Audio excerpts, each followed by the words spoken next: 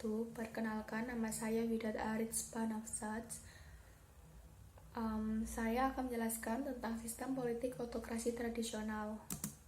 Jadi, sistem autokrasi tradisional adalah struktur politik yang bersifat pemerintahan, politik yang berbeda-beda dan merupakan suatu kebudayaan subjek. Pada sistem ini dibagi sebanyak 5 faktor.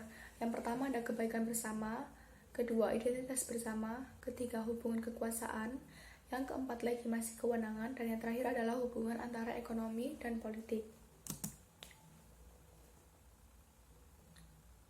Faktor kebaikan bersama menyangkut pemahaman mengenai dua hal, yaitu persamaan dan kebebasan politik individu. Lalu, sistem autokrasi tradisional ditandai dengan ciri-ciri berikut. Kurangnya menekankan pada persamaan, tetapi menekankan pada stratifikasi ekonomi. Kebebasan politik individu kurang dijamin, tetapi menekankan pada perilaku yang menuruti kehendak kelompok kecil penguasa. Kebutuhan moral dan nilai-nilai moral lebih menonjol daripada kebutuhan material, dan lebih menekankan pada kolektivisme yang berdasarkan kekerabatan daripada individualisme. Pada faktor identitas bersama, faktor yang mempersatukan masyarakat dalam politik ialah faktor primordial, seperti suku bangsa, ras, agama.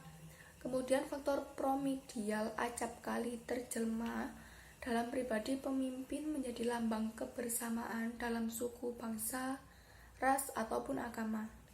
Oleh karena itu, ikatan keturunan dan suku bangsa atau ikatan agama yang terwujud dalam diri seorang pemimpin yang dominan atau autokrat, seperti sultan, raja, atau kaisar yang menjadi identitas bersama dalam sistem ini. Dalam faktor hubungan kekuasaan, kekuasaan dalam sistem ini cenderung bersifat pribadi, negatif, dan sebagian kecil lagi bersifat konsensus.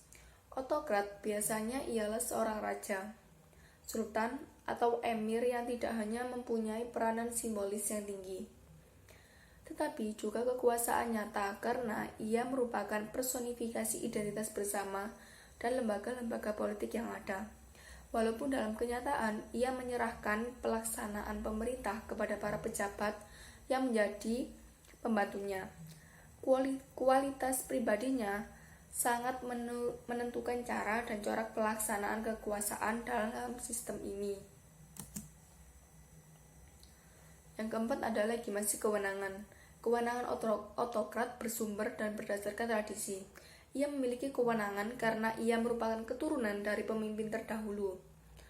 Para pendahulunya dipandang oleh masyarakat sebagai orang yang harus memerintah karena asal-usul dan kualitas pribadinya.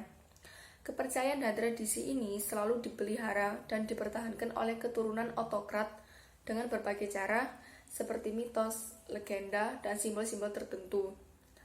Pada pihak lain, anggota masyarakat mengakui dan menaati kewenangan autokrat karena tradisi yang turun-menurun. Yang terakhir ada hubungan antara ekonomi dan politik. Di samping terdapat jurang politik atau kekuasaan yang lebar antara penguasa dan penduduk di pedesaan.